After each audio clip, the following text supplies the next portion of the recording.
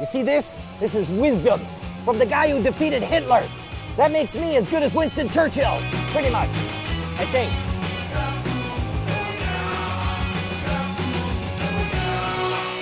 This episode of Scam School brought to you by Domain.com. Welcome to the show that's not afraid to say it right to your face.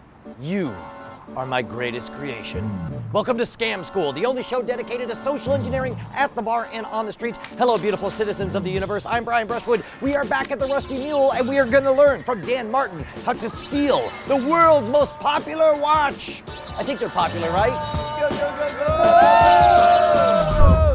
We got Joe, we got Lizzie, we got Dan Martin, who's gonna blow me away. Show me something, buddy. Joe, what is the largest bill you have on you? I think I have $1. Nice. So look, we take the bill, we're gonna fold it in half. Lizzie, you're gonna help me out here. Okay. We're gonna take this bill, we're gonna make it disappear. It's gonna go in my hand like there. Okay. And we're gonna use a magic wand, the Sharpie. Yes or no, is it still there? Yes. You are good at this game. Woo. Look, watch. 1, 2, wait. That was very smooth. That's good. 1, 2, 3. Isn't that crazy? I'm gonna teach you how to do it. Magic!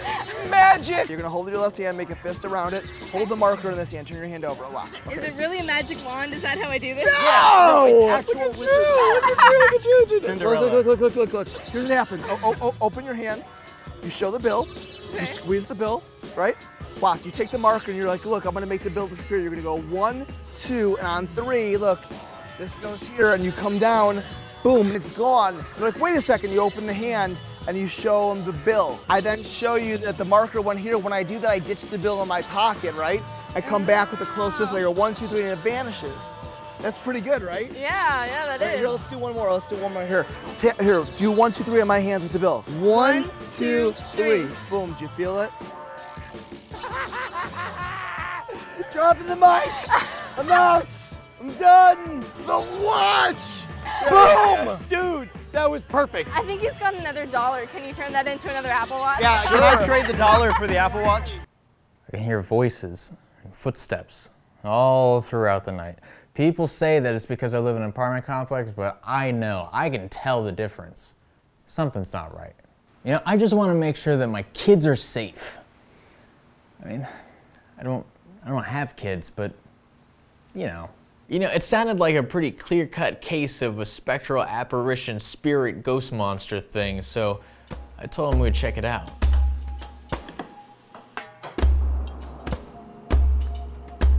So we turned all the lights out because that's the only reliable way to make contact with Ghost Planet.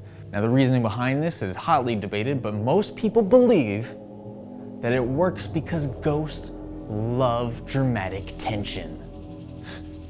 Did you hear that? Oh my God, my electronic spooky detector is off the charts. This is no coincidence. There's a ghosting afoot. If there's somebody here with us, can you show your presence and do something real ghost-like? Oh, I just got the chills. Wow, I've never seen anything like this in the field. These .coms and .nets are supernaturally reliable. Of course, we'll have to review the footage to see if there's any incontrovertible evidence, but if you had asked me now, I'd say we got a hit. So here's the thing, Dan. Years and years and years ago, you taught us how to steal the watch right off of someone's wrist, and this is a totally true story. When you did that, we couldn't find someone in the bar who was naturally wearing a wristwatch. Nowadays— San Francisco. Yes, exactly, right? Nowadays, though, the smartwatch has brought in a whole generation of people naturally wearing watches, right? Mine's a traditional band on this pebble right here, which we've already talked about how to pull that off. And if you want to see that, you can watch that episode. Right. But specifically, we wanted to talk about the Apple wristwatch. Oh my gosh, I love when Apple released these. I was like, oh, good, a mini phone on your wrist. And then I saw people wearing them around, and I'm like, oh, cool, I wonder if I could steal these. And when I first tried it, And I realized it's the easiest watch in the world. Every time you do a watch steal, you want to have some kind of Some general motivation. thing. You want motivation. You're not going to go in and be like, oh, hi, how are you? Let me fondle your wrist awkwardly for no reason. Like, you really want to have purpose. Sure. And to combine the watch steal or future pickpocketing that we'll talk about at some point with some of the amazing scam stunts that you've taught in the past. And specifically, you did the whole sleight of hand thing just now with the object vanishes, the Yeah. pen vanishes, and all that. Yeah. First off, that's a great trick. Second of all, Yeah. I had never seen it paired with the stealing of a wristwatch before. Sure. That was fantastic. Yeah. Well, the cool thing is most magicians or pickpocket artists or whatever you call it will automatically engage someone, put something in their hands and try to grab their goods, right? The problem with that is you're automatically going for them, right? You want to show them something amazing, so that way when you give something to them, they automatically are on board. They're like, oh, I want to learn what he just did. Right. So now they're full on board, tilt ready to have their pockets picked, or in this case, their watch stolen right off their wrist. Okay, so walk us through this. You identify the right watch first. Right. And so it's not random. Obviously, you wouldn't want to perform this for Joe because he's got nothing that's worth it. Well, he has no watch, which makes it really easy. So what I would say is if you don't have the confidence you need to do this, start off with someone with no watch and be like, oh my gosh, nice to meet you. Nothing, right? Horrible payoff, but super easy to do. It's a good confidence builder. Just get used to grabbing people's wrists. Right. Okay, so you So, identify the watch. Right. You want to get people accustomed to the idea that you're grabbing them. So you Yeah. do a bunch of non-necessary grabbing early on, right?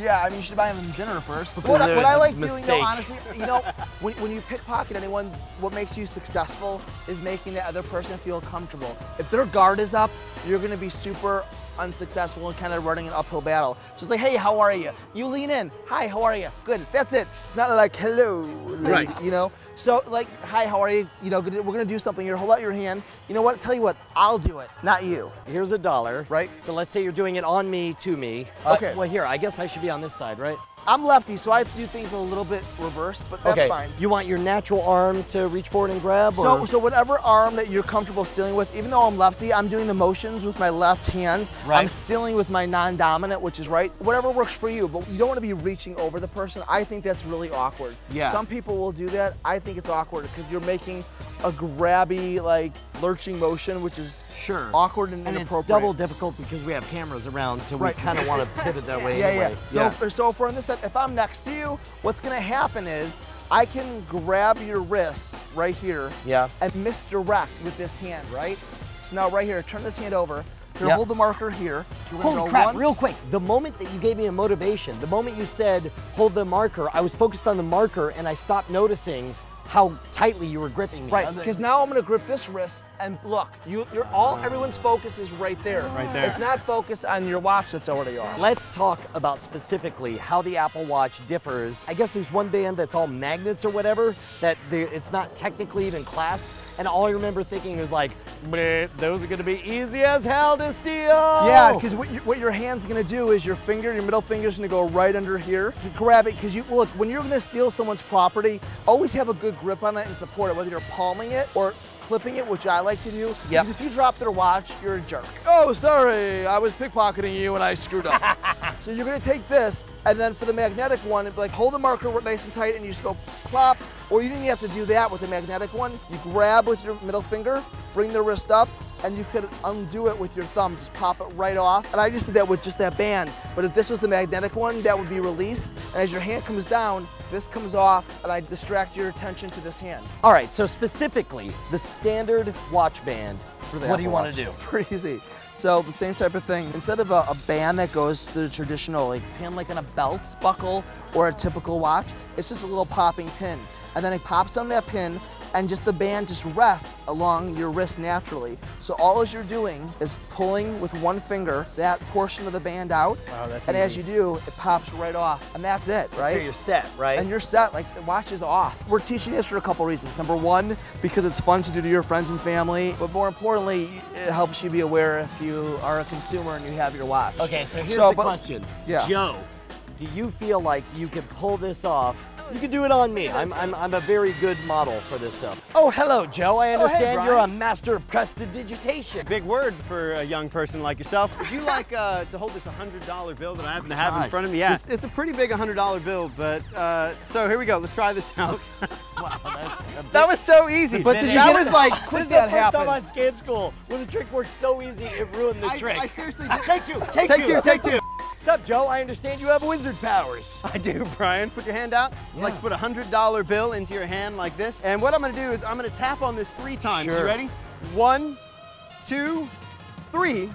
Go ahead and open it. Oh, it's still there, but where's the marker? I happen to have it in my bill hand is here. still there. Oh, you got it. And I have your watch. Dude, that was amazing. Thank you See? so much, Dan Martin. That was freaking pretty epic. Of course, we got to give a huge thanks to Daniel Martin for slumming with us. Why don't you hit him up on Twitter? He's I am Daniel Martin. Of course, I am Shwood. That's SHWOOD. Now, of course, we got holiday season coming up, so make sure to check out all the sweet gear we have at scamstuff.com. It's gear for the modern rogue. And don't forget to join us next week because finally, I'll be filing for Chapter 7 bankruptcy. Moral bankruptcy due to my need to liquidate those sweet, sweet free beers. The dollar's actually gone. Wait, It's on the floor right now behind you. voila. Lizzie has it in her hand. That's a Right rock. It was on the ground. What? We call that trick grounded. Are you ready? Joe, you're a wizard. I am. Thank you so much. Oh, sorry. I was pickpocketing you and I screwed up.